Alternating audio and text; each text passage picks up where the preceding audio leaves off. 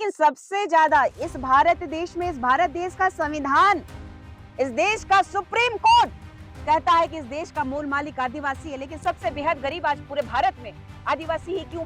तो सिस्टम को लताड़ो भी ना, बोलो भी नहीं। खुद फॉर्च्यूनर में चलेंगे, उनका बेटा फॉर्च्यूनर से भाई चालान कटवा लेगा। तो भाई मंत्री का लेकिन भाई मंत्री का बेटा, इसका मतलब ठीक है, इसका मतलब क्या हमारे लोगों के शरीर पे कपड़े पहनने के लिए नहीं है तो हमको दर्द भी नहीं होगा? घर में भी घुस के उनको भी वैसे ही पकड़ के मारेंगे जैसा तो उन्होंने मार 3 देगा। साल के लिए बोला था। मेरा समाज क्या ऐसे ही बैठा हुआ है, मुख दर्शन बन के बैठा हुआ है? मेरा समाज क्या मेरी ये लोग धुलाई करेंगे और ये लोग मतलब उन लोगों को माला पहनाएंगे? जिसमें आप थी, वो मॉर्फ था, एआई था, मुझे नहीं पता। मैंने बाकायदे पूछा भी कि क्या वो एआई है या मॉर्फ है, तो उन्होंने कहा कि वो एक साइट चलाती हैं जिसमें इस तरह की फिल्में की जाती हैं, वो खुद भी करती हैं, कई लड़कियां भी उसमें इन्वॉल्व हैं।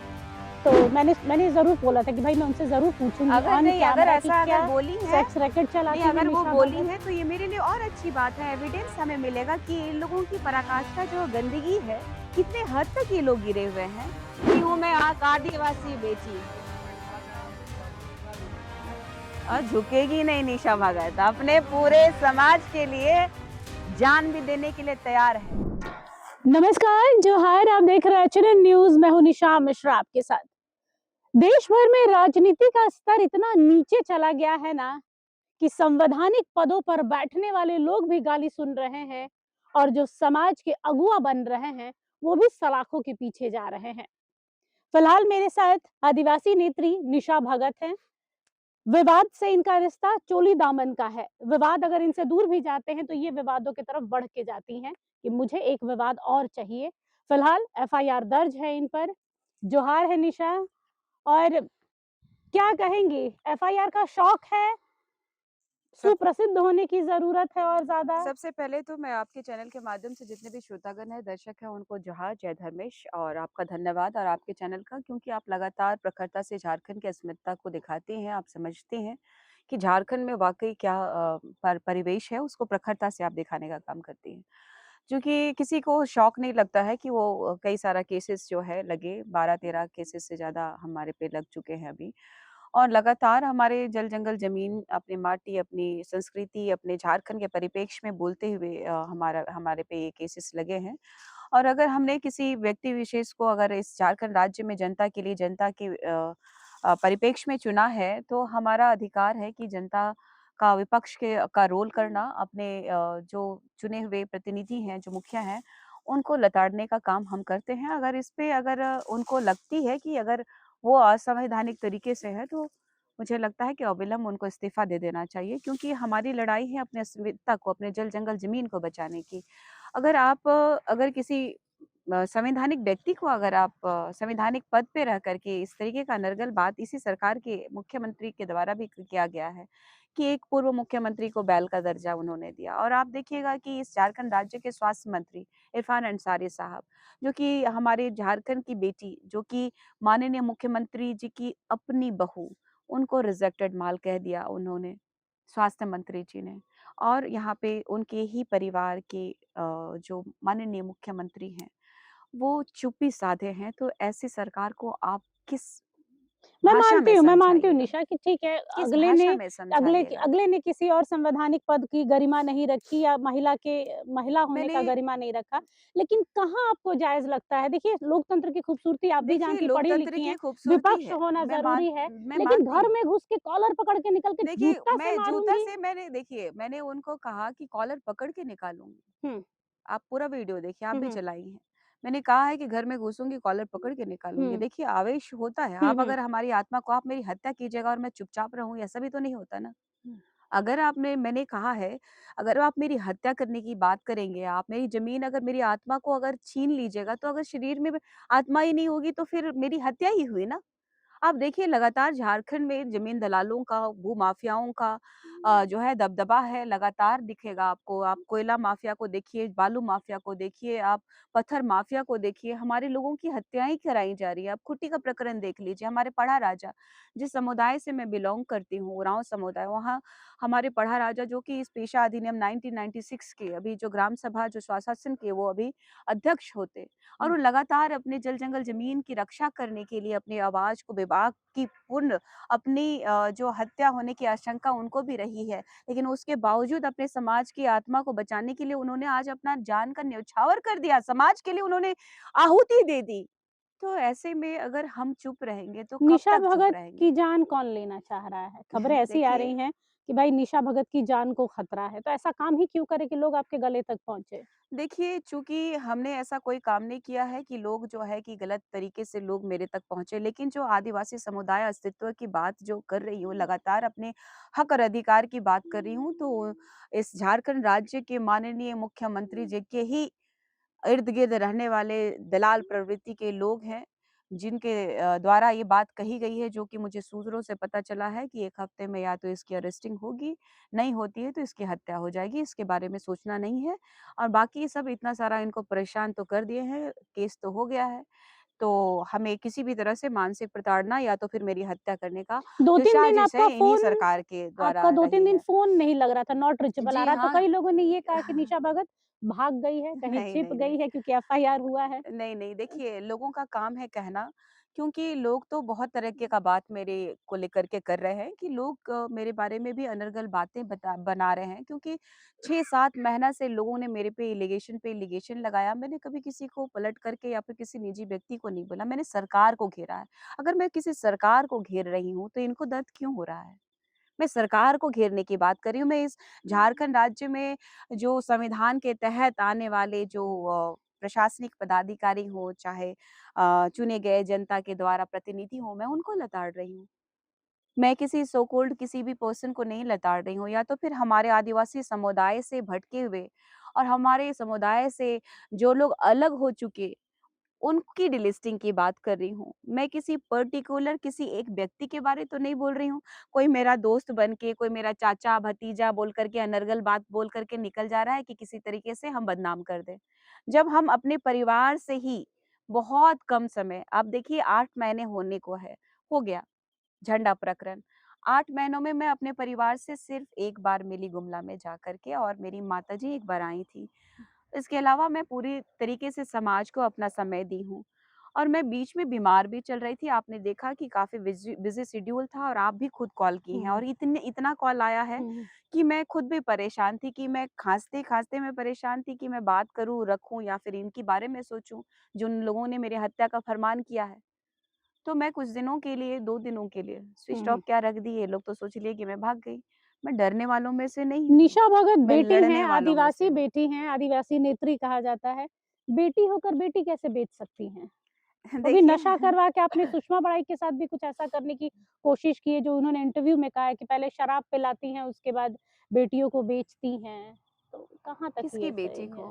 मुझे बोली कि बेटी कई बेचवा। बेटियाँ हैं जो हाँ, बेटी बेचवा आपको हाँ, कहा जा मुझे रहा बोली है। वो कि अपनी सगी भतीजी को या फिर अपनी कि उन्होंने बोला हुँ, था हुँ।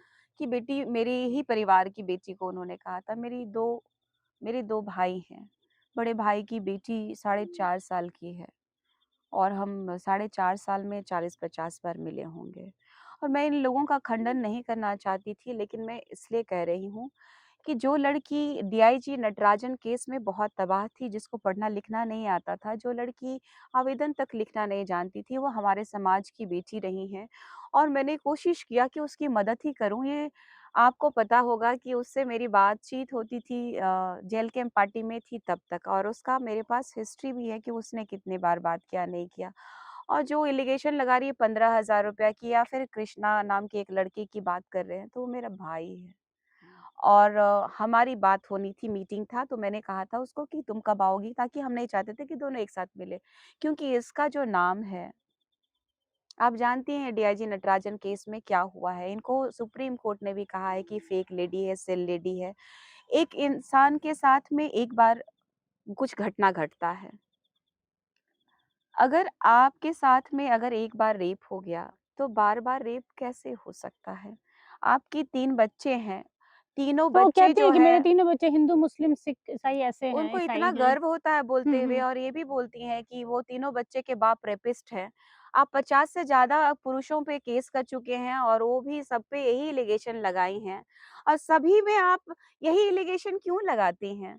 आपको तो उससे डरना चाहिए जिसको आप मानती हैं, जिस भगवान को मानती हैं आप उससे डरना चाहिए कि किसी के बारे में अनर्गल बात नहीं कहना चाहिए। जो लड़की आपके लिए हमेशा तत्परता से सेवा में खड़ी रही, आप एलिगेशन की बात करते हैं तो एलिगेशन सिद्ध करो ना, बेटी बेचवा की बात हो कि आर्म सप्लायर की बात हो, चाहे क्रिमिनल की बात हो, मेरे पे बहुत एलिगेशन ये 7 महीने से लगा रही है। एक्चुअली वो रिसेंटली आपने एक वीडियो देखा होगा, वो हमारे स्टूडियो में हुँ, आई हुँ। थी, उन्होंने हुँ, हुँ। इंटरव्यू दिया। उस वक़्त उन्होंने कुछ फ़ोन में ऐसा दिखाया जो शायद मैं यहाँ बोल नहीं सकती हूँ, नहीं बोलिए प्लीज़ आप बोलिए, प्लीज़ आप जिसमें बोलिए। आप थीं, हुँ, हुँ। वो मॉर्फ था, एआई था, मुझे नहीं पता। मैंने हुँ, हुँ। बाकायदे पूछा भी कि हुँ, क्या हुँ। वो एआई है या हुँ। मॉर्फ है? तो उन्होंने कहा कि वो एक पॉर्न साइट चलाती हैं, जिसमें इस तरह की फ़िल्में की जाती हैं, वो खुद भी करती हैं, कई लड़कियाँ भी उसमें इन्वॉल्व हैं। तो मैंने ज़रूर बोला था कि भाई मैं उनसे ज़रूर पूछूँगी अगर ऑन नहीं, अगर कैमरा कि ऐसा अगर क्या बोली है सेक्स रैकेट नहीं, चलाती हैं अगर वो निशा बोली भगत? है तो ये मेरे लिए और अच्छी बात है, एविडेंस हमें मिलेगा कि इन लोगों की पराकाष्ठा जो गंदगी है, कितने हद तक ये लोग गिरे हुए हैं। कभी मेरे माता-पिता ने ऐसा कोई संस्कार नहीं दिया मुझे कि ये लोग जितने तरीके से लोगों को घेरते गए, लोगों को बदनाम करते गए। आप डीआईजी नटराजन केस क्यों उठा के देखिए ना, उनकी पत्नी की मृत्यु हो गई इसी केस का वियोग में, उनके बेटे जो सुसाइड कर लिए। इस केस में किसी को बोलने की आज़ादी नहीं है। लेकिन मैं बोलूँगी, क्योंकि ऐसे-ऐसे गंदगी गंदी महिलाओं को आज जो गार्ड दे कर के ये जो चमकती फिर रही मैंने हैं, पूछा था क्या उनके गार्ड मेहनत के मैं विषय में, देखी थी, उन्होंने मैंने कहा देखा। कि भई मैंने 3-3 गोलियाँ लगी है, मेरे सीने अरे में तो एक क्यों, गोली क्या लगी। क्रांतिकारी मैंने है? पूछा था, बोले कि मैं आवाज़ उठाती हूँ समाज के लिए, तो इसके आवाज़ लिए मुझे उठाती ही नहीं, वो मुझे तीसरा बेटा जो है ना एक मुसलमान का है, वो एक रिपोर्टेड पत्रकार है, उनकी पत्नी का आवेश में वो ही बताई थी मुझे, उसकी पत्नी ने आवेश में आकर के वो हमारी हत्या की साजिश रची। तो कहाँ वो आंदोलन की? किस जगह आंदोलन की? वो मेरे घर के सामने रहती थी, वो बोली कि मैं उसकी दोस्त थी, बचपन की दोस्त। हाँ, तो आप बताइए कि आप अगर 2 बच्चे लेकर के आएगी आप, तो आप बचपन में ही आई थी क्या? बचपन में 2 बच्चे कैसे पैदा कर सकती हैं आप? एक 13 साल की उम्र में उनकी 13 में शादी हुई या अच्छा 12 13 में साल शादी में हुई, फिर बच्चा हुआ, हाँ, फिर उसके बाद ये हुआ 12-13 जो साल में भी शादी हुई हुँ, हुँ, बोली उन्होंने। हुँ। अब वो मेरे घर के सामने में जो मकान था, मुझको लोगों का मकान है, उसमें वो लोग रेंट पे आए थे और हम लोगों ने देखा अचानक से उन लोगों को कि मारपीट किया जा रहा है, भगाया जा रहा है, छत को तोड़ करके उसकी माँ को भी, बहन को भी, बेटी को भी, उसको भी, भाई को भी। लेकिन क्यों? हम लोग छत से देख रहे हैं, तो माँ को वो दौड़ते हुए उसकी माँ आई, बोली कि कुछ पैसा दे दीजिए, हम लोगों को यहाँ से तुरंत खाली करने के लिए बोल दिया था, लेकिन नहीं खाली किए थे। सो हमारे ऐसी परिस्थिति है। हमारे में करुणा है, हमारे में दया है। आप जाके मेरी माँ से पूछिए या फिर उस घर में पूछिए, जिस घर में वो लोग रहती थी और वहाँ से उन लोगों को मार के भगाया गया। फिर भी हम में तो इंसानियत रही कि आप हमसे इतना लंबा समय क्यों बात किए फिर? अगर मैं गलत थी, तो आपको तो मेरे खिलाफ पहले ही जाना चाहिए था क्योंकि आप अन्याय सहती नहीं हैं। तो ऐसे आरोपों से निशा भगत डरती नहीं है और ये लोग जो है, आने वाला समय में इनको जो है इनका जवाब हमारे वकील जो है, हमारे ही आदिवासी समुदाय से बिलॉन्ग करते हैं जो निःशुल्क जो है, निस्वार्थ मेरे लिए हमारे समाज के दादा अरविंद भगत हैं, लड़ रहे हैं और आप उनसे भी क्वेश्चन पूछ सकती हैं। नॉन-वेज खाती हैं? मैं नॉन-वेज खाती हूँ, मैं बीफ चिकन खाती खाती हूँ। हैं? नहीं, मैं मटन खाना अभी अभी सीखी हूँ, हाल-फिलहाल 2-3 में पीस उन्होंने खाती एक हूँ। सोशल मीडिया पर वीडियो डाला जिसमें कहा है कि भाई हम जिसे माँ कहते हैं, यानी बीफ को आप बीफ बनवाती हैं, खाती हैं। तो इसीलिए मैंने उनसे पूछा भी था कि हाँ। आपके यहाँ अगर बनता है तभी तो उन्होंने कहा था आपसे। तो भाई बोली हम तो नहीं खाते हैं वो नॉन-वेज, मुझे बोले कि लेकिन आप हमारे बीफ हाँ, खाती नहीं, हैं। नहीं, मैं इस हुँ। बात का भी खंडन करती हूँ। इन लोगों के पास जो है, इस सरकार के चमचों के पास, आप देखिएगा पेशा अधिनियम 1996 को लेकर के बधाई देने के लिए ये लोग जो है अजय तिर्की, ये इनकी पूरी टीम पहुँची थी सुषमा बड़ाई की। आप देखिएगा ये लोग जो मुस्कुरा-मुस्कुरा के कह रहे हैं कि इन्होंने बहुत अच्छा काम किया है। तो इनके गुर्गे हैं, ये लोग किसी भी तरह से मुझे गिराने की इनकी साजिश रची जा रही है। अगर मैं कहीं गलत होंगी तो यहाँ का जो संविधान है उसके अंतर्गत जो प्रशासन है वो उसको तय करेगा कि मैं अगर गलत हूँ तो मुझे जेल भेजेगा। ग्लैमसंग डुंगडुंग के साथ में आपके कैसे संबंध हैं? देखिए गुलाबचंद डूंगडू जी की हुँ। पत्नी जो रही हैं रही थी उनका नाम नहीं लूँगी, पूरा सब कोई समाज जानता है क्योंकि बेटी दूसरी जगह शादी कर ली।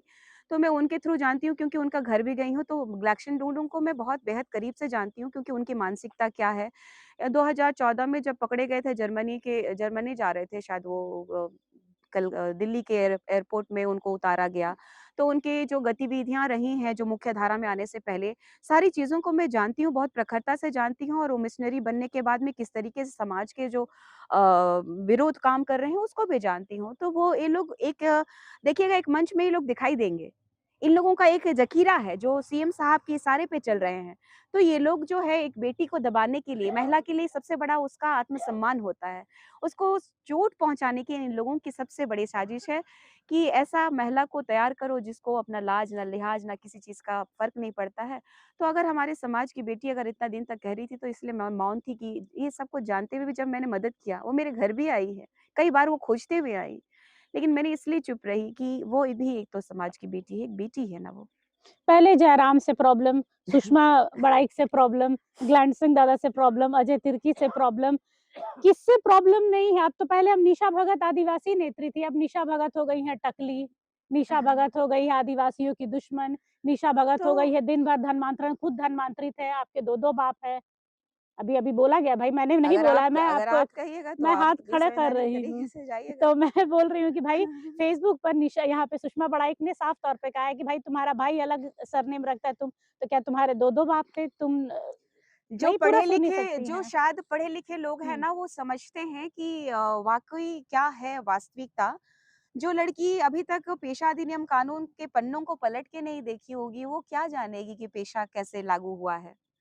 क्या इसमें फेर-बदल किया गया है? किसको इसमें लाभ मिला है? वो सामाजिक बेटी रहेगी तब ना समाज को समझ पाएँगी। अगर उनको पढ़ना आता, लिखना आता तो आप जब पूछी थी कि आप कितनी पढ़ी-लिखी हैं वो बता दीजिए, तो ये मेरा निजी है।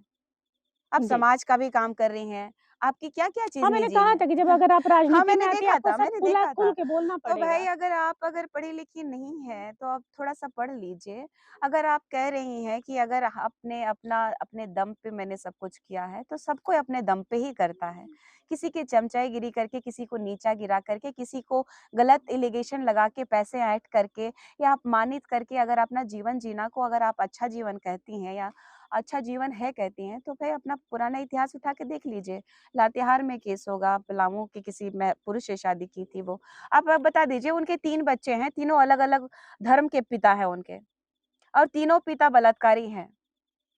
आप बताइए मुझे वो सिंदूर जो लगा कर के वो अभी छठ पूजा में वो नदी घाट किनारे गई थी, वो किसके किसके नाम का सिंदूर लगाई थी? कभी पूछा आप लोगों ने? मैं इतना गौर ही नहीं करती हूँ। नहीं करती हैं, तो मैं हुँ। सब जानती हूँ ना कि कौन कितना धुला हुआ है। ऐसा ना हो कि अभी जो अजय तिर्की और ये सब लोगों के साथ साठ-गाँठ में है, तो अभी अगला एलिगेशन कहीं उस पे ना लगा दें। हो सकता है उन लोगों के आपने बीच बहुत कुछ बड़ी होगा। बात कह दी बताओ अजय तिर्की के हाँ, साथ में आप अभी सुषमा वो बड़ाइक को दोनों जोड़ घूम रही हैं। रहे हैं। हो सकता है हम पे तो ये लोग बड़ा एलिगेशन लगाते हैं कि निशा भगत ने उसके साथ ये किया, उसके साथ किया। वो क्या एलिगेशन लगाई थी मुझे कि शादीशुदा है, पहले वो तो प्रमाण शादीशुदा करें। नहीं है बहुत सारे आपने अबॉर्शन करवाए हैं ऐसा कहा तो है। ऐसी महिला को हुँ, हुँ, बताइए हुँ। जिस महिला को मैंने लेटर लिखने नहीं आता था, जो महिला आज तक समाज में अपनी हक अधिकार की लड़ाई लड़ने के लिए जब तैयार नहीं थी, उस समय में मैं उसके साथ खड़ी होकर के जयराम महतो की पार्टी तक मैं उसके साथ खड़ी थी। आज इतना अचानक अलग हो आपने गए?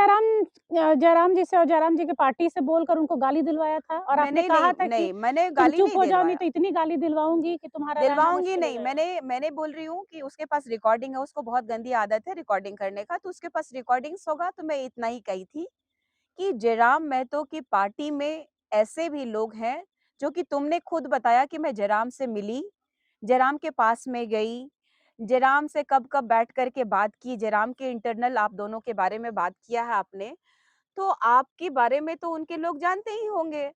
तो जानते हैं तो खबरदार तुम्हारा भी पाक जो है, जो गिरेबान है, जो इतना साफ-सुथरा नहीं है, तो तुम बोल दोगी तो तुम ये बहुत बड़ा आदमी बन जाओगी, कि क्या कर लोगी? तुम अपने आप को क्या समझ के रखी हो?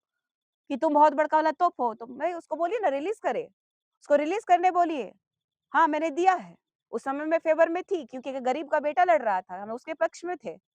क्योंकि मैं जिसके साथ रही हूँ, मैं उसके लिए भी बहुत लोगों से लड़ी हूँ कि अगर उसने अगर केस किया फर्जी भी, तो संविधान मानेगा ना, दिखेगा ना। एक दिन बोल दिया ना आज भाई कि सुप्रीम कोर्ट ने फेक लेडी से लेडी, तो मैं इतना कुछ कहना नहीं चाहती हूँ, बस इतना ही अच्छा, कहना दोनों चाहती हूँ कि महिलाएँ जो लड़ क्यों मानसिकता रही हैं? आज जिस आदिवासी नेता एक इतने बड़े हैं, सोमा मुंडा जी, उनका निधन हो गया, हत्यारों ने गोली मार दिया, अभी तक मैं उनका कहाँ लड़ रही अता-पता हूँ? नहीं है। तो आप लोग ये क्यों नहीं देख मैं रहे कि कहाँ लड़ रही आदिवासियों को हूँ? बचाना है, आदिवासियत को बचाना अच्छा है, क्यों मुझे नहीं लड़ बताइए रहे? कि मैं कहाँ आपको दिखाई देता है कि हुँ, मैं धरातल पे नहीं हूँ, दिखाई देता बिल्कुल है क्या? धरातल पर है, लेकिन एक-दूसरे पर तो एक-दूसरे के देखिए चरित्र क्यों मैं उछालना? किसी के चरित्र को नहीं उछाल रही हुँ, हूँ, मैं हुँ, आपका जवाब दे रही हूँ क्योंकि आपने मुझे बोला था, मैं आपने मुझसे हुँ, पिछली बार भी पूछा हुँ, था, हुँ, मैंने जवाब नहीं दिया था। हुँ। मैं कतराई थी कि इसलिए क्योंकि वो भी एक आदिवासी बेटी है, हो सकता है कि वो नहीं, वो तो खुल के पढ़ी-लिखी नहीं मैदान है। में है, वो खुल तो के इन मैदान में लोगों है। का जो लोग जानते नहीं है कि पेशा क्या है या तो फिर मेरे पे जिस तरीके से एलिगेशन लगाया जा रहा है, कौन-सी ऐसी आदिवासी महिला है जो कर कि इतनी बेबाकी से जो सरकार की नाकामियों को वो दिखा पा रही है, बोल पा रही है? आप बताइए ना, वो कितना सारा सामाजिक मुद्दे को उठाई हैं वो या फिर कोई भी कुमुदनी प्रभावती जो है, आप बताइए ना कितने मुद्दों को उठाई हैं। चरित्र की बात करती है, मैं उसके बारे में भी नहीं बोली थी क्योंकि एक समय उसके लिए मैं मैडम थी, जब मैं कांग्रेस में थी। झंडा-तोलन हुँ, हुँ। जब कर रही थी तो पकड़-पकड़ के फ़ोटो खिंचवाई थी। मैं किसी महिला के बारे में जल्दी बोलना नहीं चाहती। लेकिन मुझे भी पता है सूत्रों से कि वह पति के मरने के बाद किसी मुस्लिम के साथ रहती है, वहीं ज़मीन का काम करते हुए, लेकिन मैंने तो कभी नहीं कहा था। लेकिन अगर आप लोगों को कैसी केस खेलना है तो खेलिए ना, अपने चरित्र की बात करिए। अगर आप लोगों को इतना ही है ना तो मेरे वकील साहब आप लोगों को जवाब बहुत अच्छा देंगे। अभी आपने और मुझे हाल-फिलहाल में सामाजिक काम करने दिया जाए और ये लोग हमको बहला-फुसला एक या चैनल को फिर इंटरव्यू गुमराह में नहीं कर सकते। इतने बड़े आंदोलनकारी सूर्य सिंह बेसरा को आपने कह दिया कि भाई उनकी उम्र हो गई है, उनका दिमागी संतुलन ठीक हाँ, नहीं है। बिल्कुल, बिल्कुल। तो सिर्फ़ यही तो बोला था कि भाई बाल मुंडवा लेने से कोई आदिवासी नहीं हो जाता या आदिवासियत की नहीं, लड़ाई नहीं हो अरे सकती बाप! है। उन्होंने ऐसे-ऐसे हाँ, शब्दों का इस्तेमाल किया है जो कि उन्होंने कहा था कि ए टू पी ए क्लास से लेकर के पीजी क्लास तक फ्री में झारखंड में बच्चों की शिक्षा प्रणाली जो है फ्री में होनी चाहिए। अब उन्होंने बेटी को पढ़ा दिया, विदेश भेज दिया, अब हो गया कंप्लीट। अरे जिस तरीके से आपने विधायकी छोड़ कर के अपना सर्टिफ़िकेट जला दिया था, अपनी बेटी या फिर अपनी पत्नी को मुंडन करवा के देखिए आपको पता चल जाएगा। किसी की भी बेटी-बहन के बारे में बोल देना, चमड़ा का मुँह है, कुछ भी बोल सकते हैं, बौखला गए हैं। मैं तो बोली कि भाई हमारे समाज के बुजुर्ग हैं, बूढ़े हो गए हैं, मानसिक स्थिति उनकी खराब है, मैं सम्मान करती हूँ, बात सुनती हूँ दूर से ही, प्रणाम करती हूँ। और मैं कहूँगी कि भई इस प्रकृति से कहूँगी और इस महादेव से कहूँगी कि हमारे बूढ़ा महादेव से बोलूँगी कि भई ऐसे लोगों की मानसिकता जो है, भई जल्दी से जल्दी ठीक करें और डेलिस्टिंग हमारा जो झारखंड में जल्दी हो और पेशा अधिनियम कानून जो है, स्वशासन है जो कि हमारे स्वशासन प्रणाली को मानने वाले पुरखों के द्वारा रीति-रिवाज को मानने वाले जो पुरखों की संस्कृति को बचाने वाले लोगों के तो द्वारा इन किया लोग भी जा तो उसी सके। के लिए लड़ रहे हैं। उन्होंने अभी हाल-फिलहाल में विधानसभा में कल पेशा के पूरे नियमावली को पूरा फाड़-फूड़ के फेंक दिया कि भाई इसे नहीं मानते, हमें तो चाहिए वो जो छत्तीसगढ़ में जैसे लागू किया अरे गया है, भाई एक बात बता 96 दीजिए वाला चाहिए। एक हुँ। बात बता दीजिए, तो वो फाड़-फुड़ा देने से क्या वो हो जाएगा? उलगुलान तो वो भी कर रहा है, अभी तो वैसे ही अरे भाई डिलिस्टिंग के लिए, धर्मांतरण के लिए उठा किसी के रही हैं। बारे में हम किसी के पर्टिकुलर व्यक्ति के बारे में टिप्पणी करके तो इतना सारा जगह पे नहीं पहुँच गई। या फिर हम तो सीधा सरकार से है ये या फिर प्रशासन से है, सरकार से है, ये नियमावली से है। ये लोग तो बीच में महुआ जैसे टपक रहे हैं जो कोई ज़मीन दलाल है, चाहे कोई सरकार का दलाल है, चाहे कोई पत्थर दलाल है, चाहे भू-माफिया दलाल आप देखिए कोयला दलाल है, ऐसे ही लोग बोल रहे हैं। कोई दलाली खट रहा है वही बोल रहे हैं, बाकी लोग तो निशा भगत को कह ही नहीं रहे हैं। पूरे धर्मांतरण से झारखंड से जिसको आपकी दुश्मनी है। अब अरे इरफान भाई अंसारी से क्या हुआ? अच्छा अरे खासा स्वास्थ्य विभाग का भाई! ध्यान रख रहा है। कल उन्होंने बोला भी है बाकायदे कि भाई कॉलेज मेडिकल कॉलेज खुल गया है, आप लोग के लिए खुश होना चाहिए। जानबूझकर मीडिया को भी उन्होंने आड़े हाथों लिया कि भाई मीडिया भी कुछ ज़्यादा ही दिखा देती है, ऐसा दिखा देती है जो होता नहीं है। तो आपको तो क्या अभी समस्या हो गया देखिए है? देखिए अभी कि रील यहाँ बनाना क्या गलत है? आप नहीं बनाती अरे मैं हैं? भी बनाती हूँ, हाँ। बनाइए, लेकिन बात ये है हुँ। कि आप देखिए अभी झारखंड में आपने सबसे ज्वलंत मुद्दा बैक टू बैक देखा। एक बच्चा जो कि मृत पाया गया, जो मृत एक पिता के झोले पे ले जाकर हुँ। के वो अपने बच्चे को अंतिम संस्कार के लिए हॉस्पिटल से लेके जा रहे हैं, एक एम्बुलेंस नहीं मिला उसको। एम्बुलेंस नहीं मिलने की वजह से कई ऐसे लोग हैं जो कि आपने बैक टू बैक देखा है कि खाट पे ले जाते हुए उनके कार्यकाल में देखा कि अभी एक वीडियो रिलीज़ हुआ है जो कि यहाँ की नौकरियों को बेचने का काम में उसकी संलिप्तता दिख रही है। आप देखिएगा कि हमारी बच्ची जो है कि आदिवासी बच्ची का जो रेप करने की कोशिश की जाने वाले व्यक्ति को ये फंड पहुँचाने जाते हैं, मुआवज़ा पहुँचाते हैं और नौकरी का वो जो है उनको देते हैं कि नौकरी मिलेगी और इनके राहुल बाबा भी उनको पैसा पहुँचाने कहते हैं। तो ये सिर्फ़ एक विशेष धर्म के नेता हैं, इसीलिए बार-बार और लगातार मैं अपनी आवाज़ को लगातार उठाते रहती हूँ कि ऐसे-ऐसे फर्जी लोग जो कि देख लीजिए, खुद फॉर्च्यूनर में चलेंगे, उनका बेटा फॉर्च्यूनर से भई चालान कटवा लेगा। हाँ, तो भाई मंत्री का लेकिन भाई बेटा है मंत्री भाई, का बेटा झारखंड में इसका मतलब स्वास्थ्य जार मंत्री का बेटा ठीक है है, भाई। इसका मतलब क्या हमारे लोगों के शरीर पे कपड़े पहनने के लिए नहीं है तो हमको दर्द भी नहीं होगा? और मैं कहूँ भी तो नहीं। दर्द होने अलग चीज़ होता है, बोलना अच्छा भी अलग एक चीज़, बात लेकिन बता ऐसे दीजिए, कुछ ऐसे भी तो क्यों नहीं बोलूँ? मर्यादा में रह क्यों के नहीं? थोड़ा अच्छा बोला जा आप बता सकता है। दीजिए कि आपके पति को कोई मारने आ जाएगा, चुप मौन रहिएगा आप?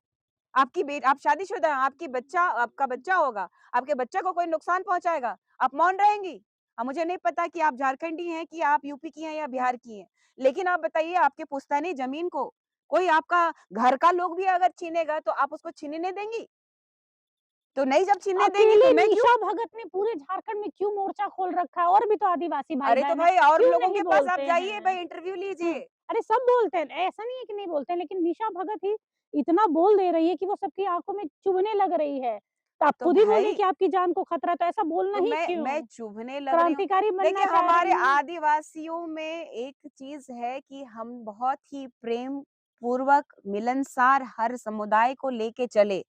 लेकिन सबसे ज़्यादा इस भारत देश में इस भारत देश का संविधान, इस देश का सुप्रीम कोर्ट कहता है कि इस देश का मूल मालिक आदिवासी है, लेकिन सबसे बेहद गरीब आज पूरे भारत में आदिवासी ही क्यों है? तो सिस्टम को लताड़ो भी ना, बोलो भी नहीं। मरना तो आपको भी है, एक दिन हमको भी है। पहले मर जाऊँगी तो कुछ ही हो जाएगा। लेकिन अपने लोगों के लिए आवाज़ भी नहीं उठाऊँ? ये कैसा मतलब मानवता है? ये कैसा न्याय कि आप अपने समाज की, अपने बाप, अपने पिता आप बोले ना कि आपके 2-2 पिता हैं क्या? मैंने कहा कि मेरे 2 पिता नहीं हैं। हम कुजूर गोत्र से आते हैं, धर्मांतरित ईसाइयों के द्वारा ये फादर सिस्टरों के द्वारा हमारा गोत्र एक मैंने अपने पिता का नाम लिया, गोत्र हमको चाहिए था मतलब चाहिए था। उस समय सिस्टर नॉर्बिता प्रिंसिपल थी, मुझे 2 डंडा लगाई, फिर भी मैंने कहा मेरे पिता का नाम चाहिए। लेकिन मेरे बड़े भाई मेरे स्कूल में लड़कियाँ सिर्फ़ पढ़ती थी। तो सिस्टर से तो मैं लड़ ली उर्सुलान कॉन्वेंट से, लेकिन वो फादर से मेरी माँ नहीं लड़ पाई। मेरी माँ को भी बुलाया गया था, लेकिन मेरी माँ को भी मैंने बोला, हमको मेरा बाप का नाम चाहिए। और मेरी माँ वहाँ पे नहीं लड़ पाई वो लोग। और वहाँ फादर बोले हम कुजूर गोत्र से चेंज नहीं करेंगे, इसलिए बड़े भाई का कुजूर हो गया, बाकी हम दोनों भाई का क्योंकि सरस्वती विद्या मंदिर में पढ़ा था मेरा छोटा भाई, उसके बाद विद्या शिशु मंदिर में पढ़ा था, शिशु मंदिर से फिर वो नवोदय से पढ़ कर के फिर वो हाई क्लास के लिए इधर वो उन्होंने पीजी किया है, फिजिक्स ऑनर्स में फिजिक्स में उन्होंने हायर एथॉरिटीज़ किया, अपना पढ़ाई-लिखाई के बाद में अपनी शादी-ब्याह करके वो जी रहा है बस ज़िंदगी, उसमें भी इन लोगों एफआईआर के खिलाफ क्या करेंगी? कहाँ ज बढ़ रही हैं एफआईआर के कानून पे? खिलाफ मुझे कुछ करने की आवश्यकता नहीं है। ऐसे जो फर्जी आरोप जो है अभी से नहीं, पिछले 8 महीने से 7-8 महीने से ये लोग लगाते आ रहे हैं, कुछ नहीं कर पाए हैं। अंतिम विकल्प था इनके पास, एक ही हथियार था कि भई एफआईआर करो। उन दिन जिस दिन एफआईआर था, उस दिन अरगोड़ा चौक में जो महिलाएँ इकट्ठा हुई थी, उसमें सुषमा बड़ाइक भी सबने यही कहा था कि अगर वो इस बार अगर माफ़ी नहीं माँग लेती हैं, तो हम उनके घर में भी घुस के उनको भी वैसे ही पकड़ के मारेंगे, जैसा तो उन्होंने मार सीएम देगा साहब के लिए बोला था। मेरा समाज क्या ऐसे ही बैठा हुआ है, मूक दर्शक बन के बैठा हुआ है? मेरा समाज क्या मेरी ये लोग धुलाई करेंगे और ये लोग मतलब उन लोगों को माला पहनाएँगे? तो ये लोग देखिए ना पूछे पीछे से सुन लिए ना, नोच देंगे। तो हमारा समाज मेरे साथ है। मैं गर्व करती हूँ मैं आदिवासी बेटी हूँ। और झुकेगी नहीं निशा भगत, अपने पूरे समाज के लिए जान भी देने के लिए तैयार है। चाहे इन किन प्रकार किसी भी तरह से मुझे लड़ना होगा तो लड़ूंगी। सामने से आए ना, ये 3 महिलाएं जो आने का बात कर रही है ना, भाड़े के गुंडे ही लेके आ सकते हैं, इनके साथ कोई समाज का आदमी नहीं आएगा। और आवे ना तो एक के हाथ का कमाल है मेरा, ये इससे फेंक देंगे हम इन लोग को। आवे औकात है, बोलूंगी मैं, कौन माई का लाल है जो हमको रोक सकता है? हमारा जल जंगल जमीन को बचाने के लिए मैं बोलूंगी, हमारी संस्कृति परंपरा को बचाने की बात करूंगी। ये भारत देश के गौरव की बात है। हम भारत देश का गौरव है और ये धर्मांतरित ईसाइयों के साथ मिल करके और ये सरकार जो ईसाई और कसाई की सरकार चला रही है, उनके दलाल हम पे बात भारी पड़ेंगे। ऐसे ऐसे दलालों को मैं अपने जुत्ती की नोक पे रखती हूँ। जूती की नोक पर रखती हूँ, निशा भगत ने कहा है, भई झुकेगा नहीं साला। बिल्कुल।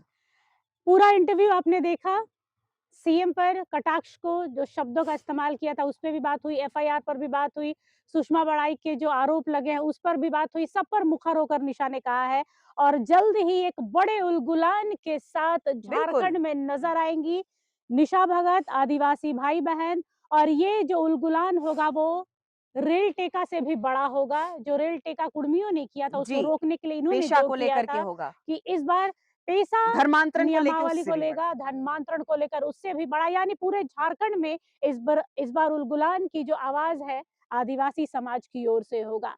कैसा लगा वीडियो? सुझाव हो तो जरूर बताइएगा। जोहार, नमस्कार and thank you so much. Thank you so much Nisha ji. आप थैंक लगातार संघर्ष को दिखाते रही हैं, हमारी आवाज़ को लोगों तक पहुँचाते रही हैं। हमारे जो विश्वास और हमारी जो आत्म दृढ़ जो शक्ति है, उसको आपने और एक लेवल बढ़ाया है। इसके लिए आपको मैं जोहार करती हूँ, हमारे समाज की तरफ से धन्यवाद देती हूँ। अगर आपको हमारा ये वीडियो अच्छा लगा तो इसे लाइक करें, शेयर करें और हाँ, सब्सक्राइब करना ना भूलें।